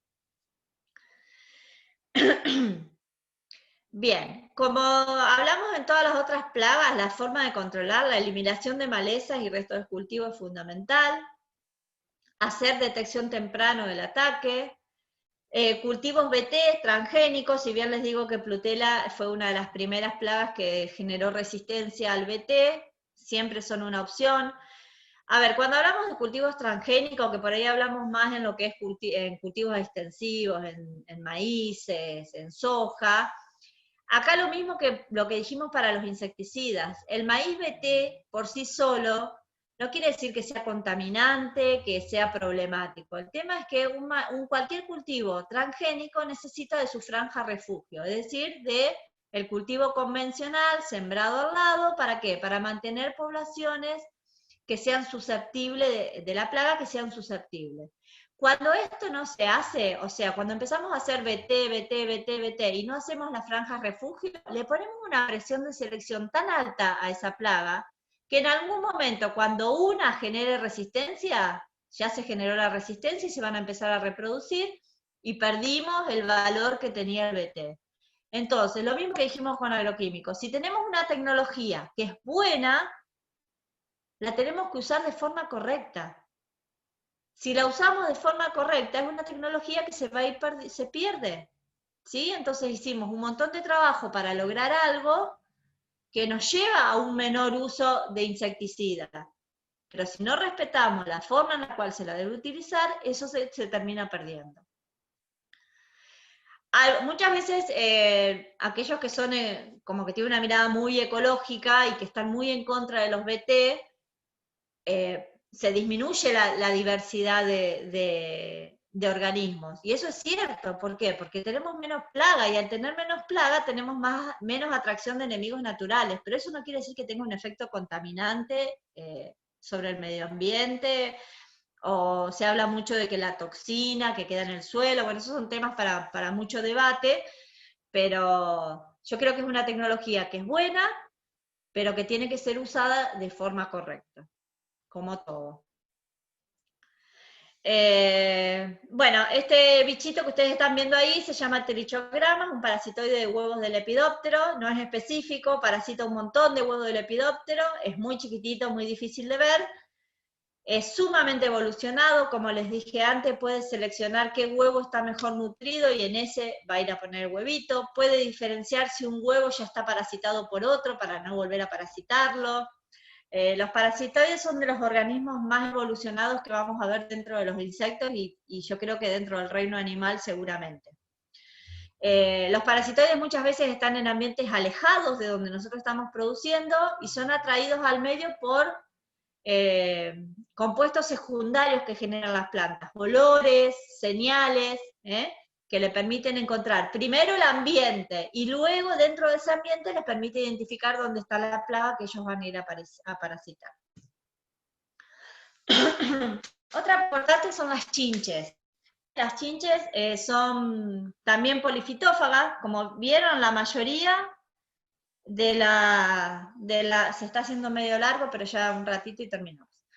La mayoría de las plagas que nosotros vemos en horticultura son polífagas. ¿Eso qué quiere decir? Que se alimentan de todo y entonces nos resulta difícil también, porque nos resulta muy difícil hacer rotaciones en la cual esa plaga me afecte otro cultivo. Las chinches, bueno, están presentes en todo, principalmente cultivos que dan fruto, obviamente, porque tienen también aparato bucal picador suctor, prefieren frutos como las chauchas, el tomate, ¿sí? Y el control, o el manejo, mejor dicho, es siempre lo mismo, hacer rotación, eliminar residuos, uso de franjas trampas, que lo vamos a ver porque yo tengo algún reparo con las franjas trampas, porque cuando uno no es cuidadoso, a lo mejor puede hacer más perjuicio que beneficio. La oviposición de las chinches es muy importante porque nos permite identificarlas. La oviposición de las chinches los huevos de las chinches son como si fueran barriles, esos barriles de 200 litros, pero en tamaño pequeño, y generalmente son oviposiciones muy ordenadas, o tienen forma hexagonal, o los ponen en dos hileras, entonces nos permite, cuando nosotros vemos la oviposición, nos permite fácilmente decir, bueno, esta es una oviposición de chinche. Y los ácaros. Los ácaros también están muy presentes en invernadero muchísimo y en cultivos extensivos también. Atacan hojas, flores, frutos. El gran problema que tienen, además de que tienen muy pequeño tamaño, es que generalmente cuando identificamos el daño, ya es como tarde. Los ácaros por lo general tejen, a la gran mayoría, no todos, una tela sobre las colonias, o sea, los adultos, una vez que ponen los huevos y están los estados neonatos, las ninfas, los estados juveniles, sobre eso hacen una tela. Entonces, el daño generalmente empieza con picaduras en vez de las hojas y nosotros no llegamos a detectarlo. Y cuando lo detectamos es cuando ya tenemos la tela sobre la planta, esa planta deja de fotosintetizar, también es muy difícil controlarlo porque esa tela protege a las colonias de los productos o de los elementos que usemos para controlarlo. Las las hojas empiezan a secarse, acá tienen una foto, por ejemplo, de una producción de tomate, como se ve la planta completamente seca. Al igual que los trips se ven favorecidos con temperaturas altas y sequía. No quiere decir que cuando hay humedad no estén, pero sí que se ven muy favorecidos cuando los climas son muy secos. Ahí tienen más de cerca el daño, ¿eh? Cada uno de estos puntitos es un bichito que está ahí a las vueltas. La tela, imagínense el sufrimiento para esa planta ya no fotosintetiza de la forma correcta, no recibe luz de forma correcta. Bien. Bueno, a grandes rasgos estas son las plagas más importantes. Después si alguno me quiere hacer alguna pregunta sobre algún insecto, también están las babosas y los caracoles, muchos insectos de suelo que por ahí en la producción hortícola no son tan importantes, porque como se remueve mucho más el suelo, por ahí no hay tanto problema con plagas en el suelo como tenemos por ahí en los cultivos extensivos. ¿Cuáles son las recomendaciones que uno haría para un manejo más ecológico de plagas en sistemas hortícolas? Primero lo que les dije antes, evitar los tratamientos químicos sistemáticos. Es cuando yo digo, bueno, yo ya le pongo fecha, calendario, ¿cuándo voy a hacer aplicación? No, si no monitoreé y no vi si hay plaga, no tengo por qué ir a hacer una aplicación. En el caso de las plagas que hay nivel de daño, respetar esos niveles de daño. Si a mí me dicen tenés que hacer aplicación cuando tenés 5 larvas por metro cuadrado o por metro lineal, no voy a hacer ante una aplicación. ¿Por qué? Porque ya está estimado que el daño económico o que la disminución del rendimiento se va a dar cuando haya 5 plagas y 5 larvas y no 4. Respetar los umbrales de daño en el caso de que haya. No hacer aplicaciones masivas, ¿sí? Solo aplicar, si tenemos problemas muy severos y tenemos que hacer una aplicación, aplicarlo en forma localizada, en el lugar donde se lo necesite. Lo que les dije antes, utilizar productos de banda verde que respeten a los enemigos naturales, que sean amigables con la entomofauna benéfica. Ver mucho lo que es la rotación de cultivos, qué cultivo fue el antecesor, cuál es el que viene después, tratar de evitar cultivos que sean afectados por el mismo tipo de plaga. Monitorear mucho la plaga, conocer el ciclo, saber cómo es el ciclo de la plaga y monitorearla. Y tratar de evitar de dejar restos de cosecha y de cultivo en el campo. Nosotros cuando entramos cuando estudiamos el ecosistema, tenemos básicamente, cuando hablamos de agronomía, lo que es la planta o 3 niveles tróficos. La planta, el herbívoro plaga y el enemigo natural. ¿Qué necesitamos nosotros? Que esto esté en equilibrio. Nosotros no necesitamos que la plaga llegue a un nivel 0. Necesitamos que haya un equilibrio que nos permita que el mismo enemigo natural controle o mantenga la plaga a niveles bajos. ¿Qué pasa hoy en día? Hoy en día tendemos a lo que se llama el monocultivo. Y si bien esto es más común en los cultivos extensivos, en muchos países del mundo también es muy común en horticultura. Y también en nuestro país cada vez por ahí hay superficies más grandes con cultivos con un solo cultivo. ¿Eso qué hace? Hace que los ecosistemas se hagan más inestables, ¿sí? Que ante cualquier cambio enseguida puedan ser afectados por algún factor. En este caso lo que estamos hablando nosotros que son las plagas. El control biológico es el uso de un método biológico, si emplea organismos vivos para controlar una plaga. Esos organismos vivos, como les dije, pueden ser depredadores, parasitoides o entomopatógenos, lo que dije, hongos, virus y bacterias. Hay muchos tipos de control biológico. Lo que pasa que, como les dije antes, no todos son fáciles de aplicar.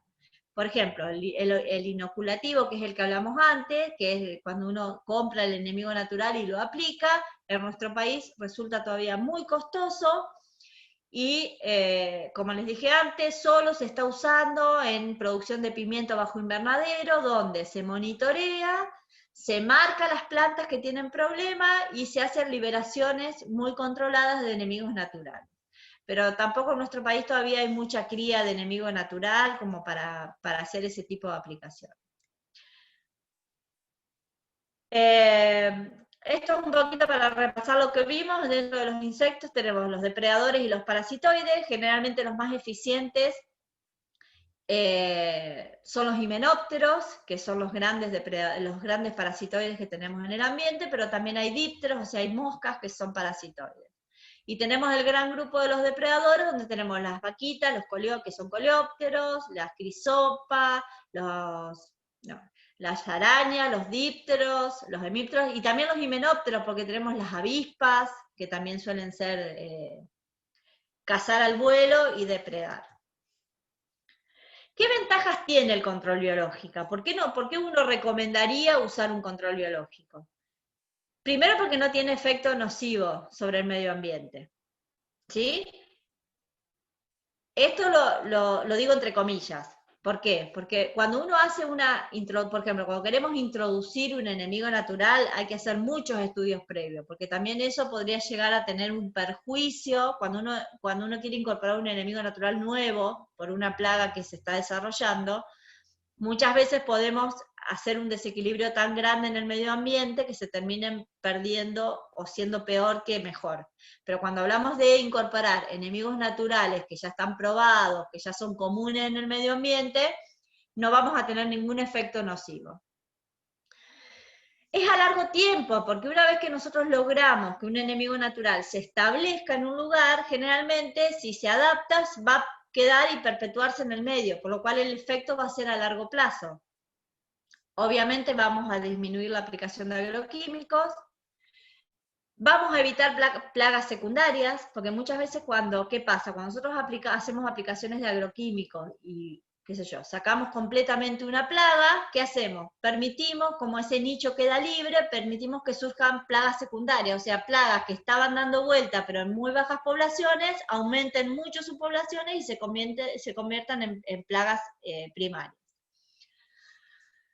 Y bueno, y por último, que no hay problemas con intoxicaciones, obviamente. ¿Cuáles son las desventajas? Primero, que no hay tanto conocimiento, como les dije antes. Primero, no sé, el productor, hay muy poco, y no solo el productor, sino los asesores, los ingenieros, tenemos muy poco conocimiento sobre el método, cómo utilizarlo. En el caso de algunos métodos de control biológico que les dije que son muy costosos y que se necesita de la ayuda del Estado, que tampoco está. Hace falta personal especializado.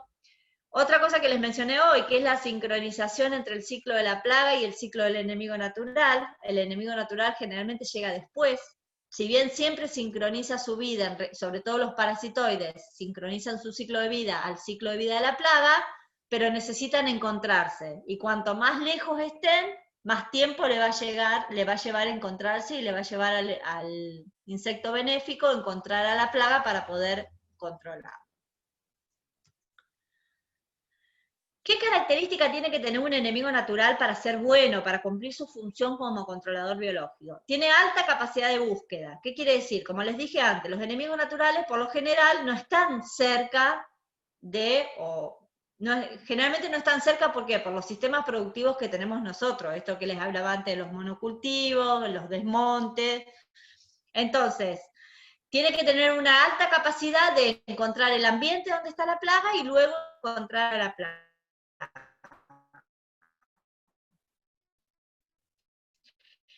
Cuanto más específicos son, mejores son. Por eso, y tienen muchas más capacidades para controlar y para encontrar a la plaga. Habilidad para ocupar todos los nichos habitados por el huésped, es decir, lo que les decía antes, poder encontrar el ambiente donde está la plaga y adaptarse rápidamente a él, digamos. Por eso, como les digo, como el control inoculativo por ahí es tan complicado, prefiero siempre hablar más y que hagamos énfasis en lo que es el control biológico por conservación. Esto no requiere liberar enemigos naturales, sino lo que busca es modificar el ambiente, ¿para qué? Para favorecer que los enemigos naturales estén en el medio, se reproduzcan, tengan protección y desarrollen sus poblaciones cerca del lugar donde tenemos los cultivos. ¿Qué se busca? Se busca tener más diversidad. ¿Para qué? Para que los sistemas sean más equilibrados y para poder mantener las plagas en bajos niveles. Este es un principio, uno de los principios que maneja la agroecología. Todos habrán escuchado lo que es la importancia y lo que se habla hoy en día de la agroecología. Bueno, dentro del control biológico, lo que promueve la agroecología es esto: aumentamos la diversidad, le damos más estabilidad al sistema, favorecemos a los enemigos naturales, le damos recursos para que el enemigo natural esté en el medio, se quede, se adapte y esté cerca de la plaga para hacer el control lo más rápido posible. Bueno, esto es un poco repetido lo que ya les dije antes. Al tener más diversidad en un sistema, le damos estabilidad a largo plazo, ¿sí? Aumentamos la cantidad de parasitoides y depredadores, le damos mejor oportunidad a los enemigos naturales en el ambiente, mejoramos el control biológico y tenemos un manejo más eficiente de las plagas. Ustedes, alguna vez si alguno fue a un cultivo de alfalfa y hace un monitoreo de plagas, no solo de plagas, hace un monitoreo de insectos o de artrópodos, uno se encuentra con que saca una gran cantidad de insectos y uno mira la planta y dice, pero no tiene daño. Ese es un buen ejemplo para que tengamos en cuenta. La alfalfa es un cultivo, primero que suele estar entre 3 y 4 años en el campo, ¿sí? No es perenne, pero podríamos considerarlo como perenne. Es un cultivo donde hay bajo uso de agroquímico. ¿Por qué? Porque muchas veces en una alfalfa, cuando tenemos algún problema de plaga, el productor por ahí prefiere pastorearla antes que hacer una aplicación de agroquímico. Entonces, es un cultivo donde tenemos gran diversidad de insectos, poco daño. ¿Por qué? Porque es un sistema que se estabiliza en el tiempo, ¿sí? Tenemos plaga, pero también tenemos alta cantidad de enemigos naturales, ¿sí? Hay mucho más respeto. Y es un cultivo donde ustedes van a ver que por ahí encontramos un montón de artrópodos y sin embargo lo miramos y decimos, oh, daño no hay mucho daño. Esos son los ejemplos que tenemos que seguir, digamos, en este sentido. Bien. ¿Por qué es importante la diversidad? Primero porque le da al enemigo natural una alternativa de un lugar de donde vivir, o sea, de un hábitat, y le da un recurso alimenticio. Los enemigos naturales vamos a ver que necesitan principalmente recurso floral. Cuando nosotros querramos buscar que el enemigo natural se establezca en nuestro sistema, tenemos que buscar vegetación que tenga buen recurso floral. ¿Por qué? Porque los insectos usan las flores para mejorar sus tasas reproductivas. Todo lo que sea maduración de órganos reproductivos, los insectos sacan mucho recurso de las flores. Entonces, cuando pensemos en cómo vamos a diseñar nuestras huertas o nuestros sistemas productivos, pensemos en darle protección y flores a los enemigos naturales, que son fundamentales para aumentar sus tasas reproductivas. Otra cosa, cuando nosotros tenemos mucha diversidad de cultivos, también esto afecta a la plaga, porque puede afectar la orientación de la plaga, la ubicación de la planta a la cual quiere ir a atacar. Hay muchas plantas que son repelentes, entonces vamos a hacer que la plaga ahuyentar a la plaga del sistema. Y otra cosa que nos permite mantener diversidad dentro del sistema es poder sincronizar de mejor forma el ciclo de la plaga con el ciclo del enemigo natural. Bueno, una de las formas son los policultivos, que es lo que yo les hablaba un poquito antes. En este caso, un cultivo alto, un maíz con un cultivo más bajo. Esto lo que produce principalmente es confusión. La plaga, cuando llega a la barrera del maíz, difícilmente le cuesta mucho después encontrar el otro cultivo. Factores que permiten, ¿por qué los policultivos, esto que hablábamos antes, le permiten limitar el ataque o disminuir el ataque de plagas? Uno, por el olor, ¿sí? Bien. Puede afectar la capacidad de búsqueda de ciertas plagas, o sea, puede haber olores, por ejemplo, ahí yo les voy dando algunos ejemplos. Los bordes de pastos repelen a los cicadélidos. Los cicadélidos son chicharras, no las dimos hoy porque no suelen ser plagas por ahí tan importantes, pero en algunos casos, en algunos cultivos lo son. El camuflaje, la presencia física de un cultivo más alto, lo que les mostraba recién, asociar repollo con tomate, hay mucho trabajo científico respecto a que disminuye la cantidad de Plutela de la polilla del repollo. ¿sí? Porque le produce como una confusión, llega a la barrera física del tomate y la Plutela no puede encontrar el repollo, por lo cual termina yéndose del ambiente. El estímulo químico. Por ejemplo, la cebolla no permite que ciertas moscas encuentren zanahoria en policultivo, o sea, la asociación de cebolla con zanahoria también es una asociación que beneficia a las plagas que afectan a la zanahoria.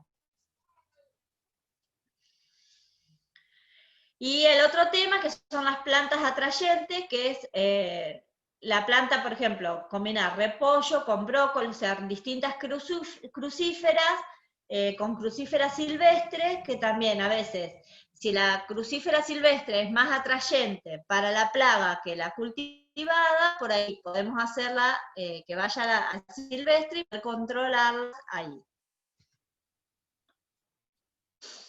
Bien, esto es más o menos lo mismo. Y acá les doy algunos ejemplos de estudios que se estuvieron haciendo, que bueno, acá repite un poquito, pero por ejemplo, tener plantas de la familia umbelífera cerca de las producciones de repollo han hecho que aumente mucho la cantidad de parasitoides de Plutela xylostela en el campo.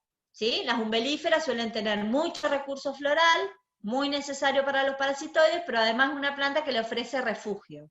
Entonces, tener este tipo de plantas cerca de la producción de repollo, de brócoli, hace que haya mucho más enemigo natural, mucho más parasitoide disponible para controlar a Plutela xylostela. El hecho de dejar las maletas en los bordes de los cultivos y a veces se habla también de lo que son los corredores biológicos. Esto es muy favorable para la entomofauna benéfica, porque esto le brinda mucho refugio, muchas veces también después las malezas tienen flores, por lo que también le dan recurso floral a los enemigos naturales y nos permite tenerlos cerca del cultivo. Entonces, eso es lo que hablábamos antes, de acoplar el ciclo de la plaga al ciclo del parasitoide o del enemigo natural, es mucho más cercano al enemigo natural, le lleva mucho menos tiempo encontrar el ambiente y encontrar la plaga.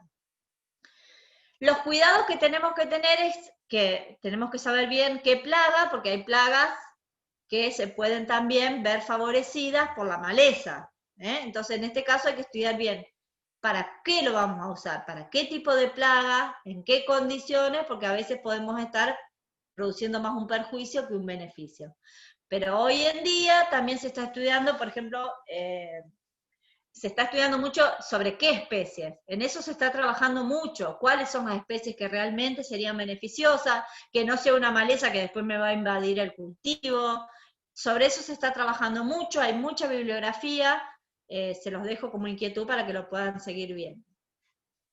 Una cuestión que se usa mucho en Estados Unidos, donde la lechuga se produce casi como la soja, en cultivo ya se diría que es un cultivo extensivo, se usa mucho la asociación con alisum. El alisum es esa plantita que da flor blanca, mucho recurso floral, es muy favorecedor para los enemigos naturales, ya sean depredadores o parasitoides.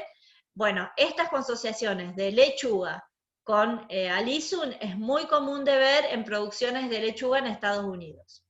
Este es un ejemplo que por ahí acá no se usa tanto, y el alisum aparte es una planta que es muy fácil de generar, de producir, de muy bajo costo además.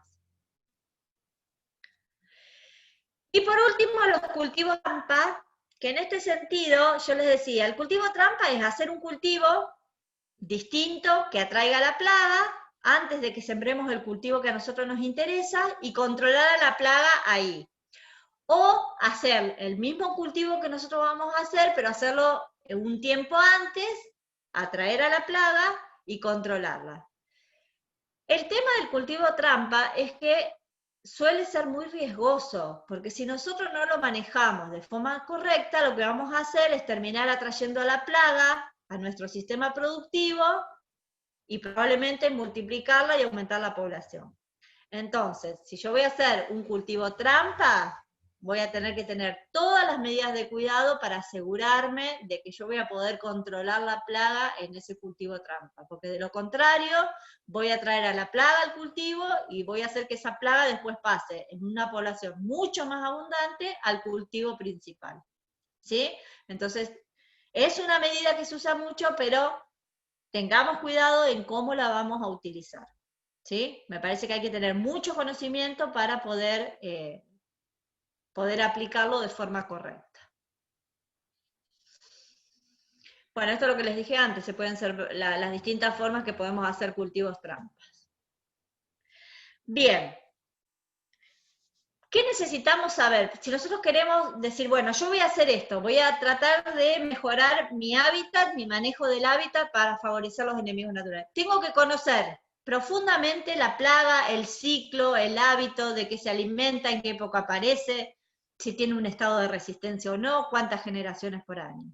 Y también de los enemigos naturales, cuáles son, cuándo aparecen, qué necesidades tienen. Y bueno, lo mismo, para la plaga y para el enemigo natural. ¿Qué diría yo como recomendación final, digamos? Si yo aumento la diversidad, voy a aumentar la cantidad de enemigos naturales. Si yo aumento la diversidad y aumento los enemigos naturales, voy a lograr un sistema mucho más estable. Cuando yo logre tener un sistema estable, los agentes de control biológicos naturales, predadores, parasitoides, entomopatógenos, me van a permitir mantener mis plagas en niveles bajos y no que haya explosiones repentinas de plagas. Les puse la plantita de alfalfa, que ya se los dije antes, que para mí es un buen ejemplo de cómo se pueden estabilizar los sistemas teniendo bajo nivel de plaga, alto nivel de enemigos naturales con diversidad.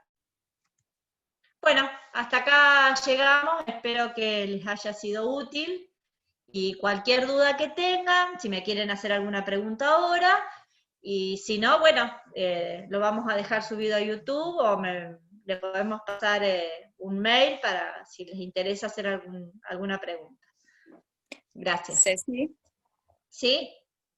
Bueno, muchas gracias, muy linda la presentación.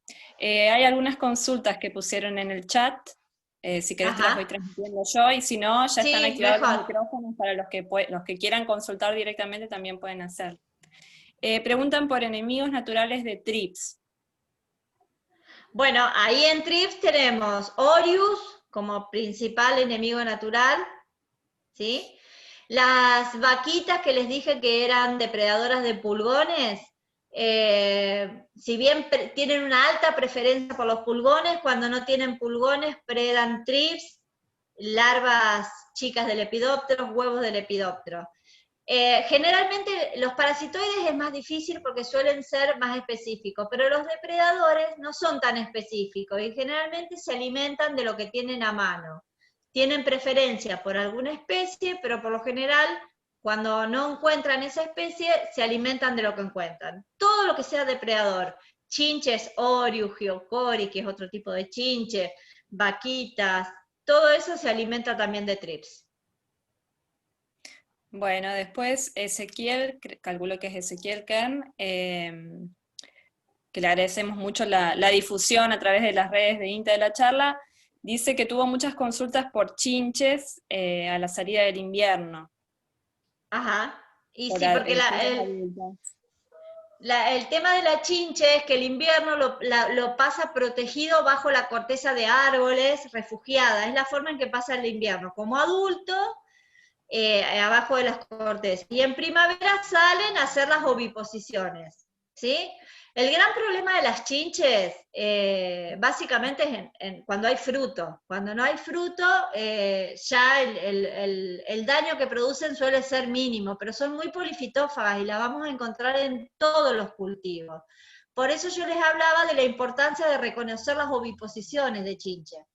Las chinches también tienen muchos enemigos naturales, ¿sí? A los depredadores que ya les dije antes, hay toda una familia de microhimenópteros parasitoides, que son parasitoides sobre todo de huevos de chinche, y son importantes porque entonces me las están parasitando antes de que produzcan el daño. Acuérdense que la chinche tiene metamorfosis incompleta, por lo cual, desde que nacen, se empiezan a alimentar, y si bien las más chiquitas hacen menos daño, a medida que va transcurriendo los estados ninfales, ya los daños son iguales a los adultos. Entonces, si tenemos chaucha, tenemos tomate, todo cultivo que tenga fruto, los daños suelen ser importantes. Por eso que es a la salida del invierno, cuando empieza la primavera, monitorear y ver si hay huevos. Que les dije, las oviposiciones son fáciles de identificar, son huevos en forma de barril, de forma ordenada, en 2 hileras o en forma hexagonal, son bien fáciles de identificar. Yo aconsejaría eso, monitorear al principio de primavera, cuando empezamos a ver los adultos, y empezar a identificar las oviposiciones. Ceci, ¿podés dejar de compartir pantalla si vemos todas ¿Sí? aquellos que quieran activar las cámaras para hacer alguna consulta, también nos vemos? Preguntan también, justamente en relación a las chinches, cómo distinguir las oviposiciones de chinches benéficas de las que no lo son.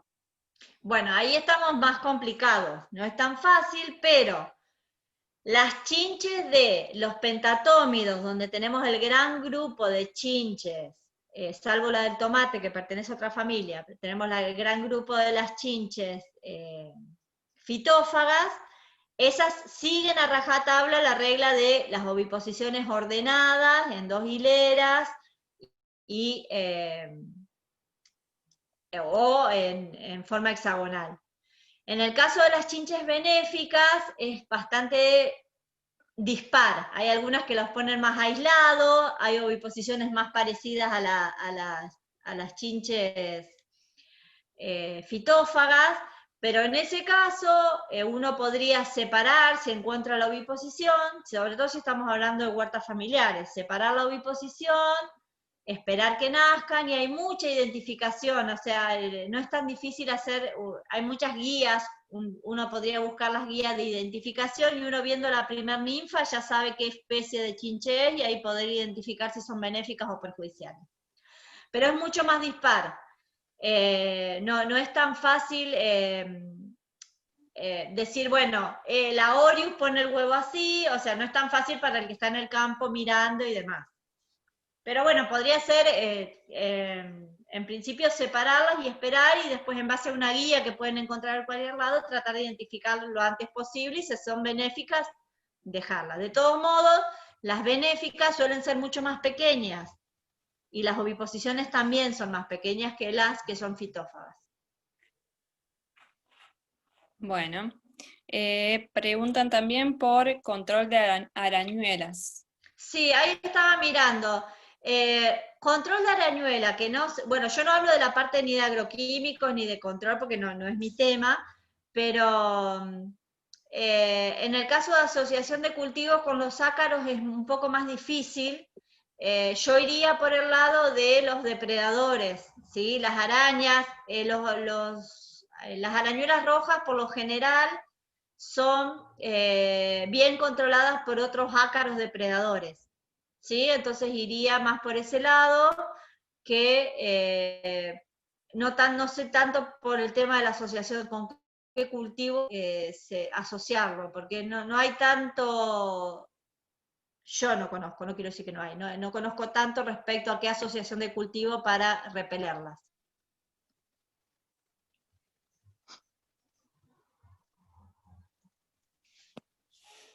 Y la última consulta, creo que viene el chat, es sobre control de plagas con amonio cuaternario. No sé si sabes algo No, de bueno, eso. eso ya escapa a mi tema, y así que se los dejo para... Creo que van a Sí, tener una charla después, claro, el posterior. amonio cuaternario es lo que tiene el lisofón, se usa mucho para control de Sí, bacterias, sí, virus, y sí. últimamente he escuchado también que se usa algo como fungicida, así que después más adelante, si hay una charla de enfermedades, hablaremos de eso. Pero por lo menos para plagas yo tampoco tengo ningún conocimiento. No, yo para plaga no he escuchado mucho, pero a lo mejor si das más adelante algo con sanidad, las chicas tengan más información al respecto. Están, creo, activados los audios, si alguno quiere hacer una consulta. Ceci, disculpa, no sé si me escuchás. Antes que nada quería Sí, ahí te felicitarte, escucho. buenísima la Bueno, gracias, presentación. Nico. Y me encanta, me parece un tema muy relevante que siempre, cuando uno dice que es agrónomo, le preguntan sobre eso, así que está bárbaro. Te consulto, he visto muchos biopreparados también que se utilizan, no sé si vos recomendás alguno específico, porque también según la plaga es el que se usa, pero si tenés algo de conocimiento o pruebas con ellos. No, yo no hago nada con... En este momento trabajamos con las chicas de sanidad, pero más en la prueba de agroquímicos sobre enemigos naturales, y yo trabajé mucho tiempo con BT, pero no hago ese tipo de cuestiones, está trabajando otra gente en la facultad. Yo no trabajo en eso, me dedico, o sea, estoy más en este tema de la diversidad, de los BT, pero no ni con productos biológicos, ni por ahora no. Perfecto, Pero gracias. ya te digo, seguramente cuando las chicas de sanidad si dan su charla, ellas le van a poder sacar todo este tipo de dudas. Bien, muchas gracias. No, gracias a vos.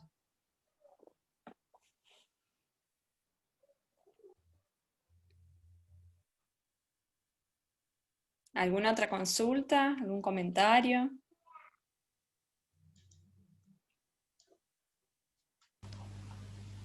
Hola, buen día. Buen día. Buen Quería día. felicitarla, la verdad que excelente la charla, súper profesional y alto contenido. La verdad que felicitaciones porque no todos los días hay este tipo de charlas, de este nivel. Mis felicitaciones. Bueno, te agradezco mucho el comentario, Nico, también, muchas gracias. En realidad a veces es difícil porque uno no sabe este tipo de charlas abiertas, uno no sabe bien el público que uno va a tener, tenemos exalumnos y si puede de ingenieros, no sé, entonces uno no sabe cómo manejarlo. Por eso les digo, si alguno tiene más interés, de hecho nosotros damos un curso de posgrado sobre el tema, y alguno quiere profundizar un poco más, se puede comunicar y le podemos brindar otro tipo de información. Hicimos lo que pudimos para que trate de ser entretenida y poder llegar, digamos, de forma pareja a todos los asistentes. Muchas gracias. No, a ustedes por la atención.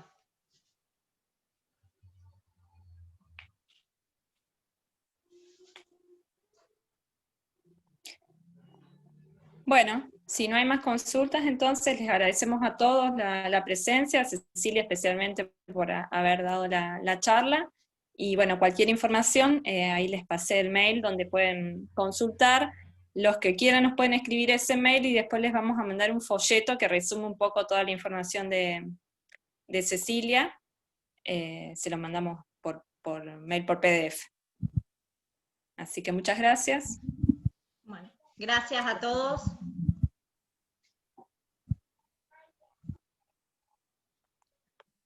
Luego.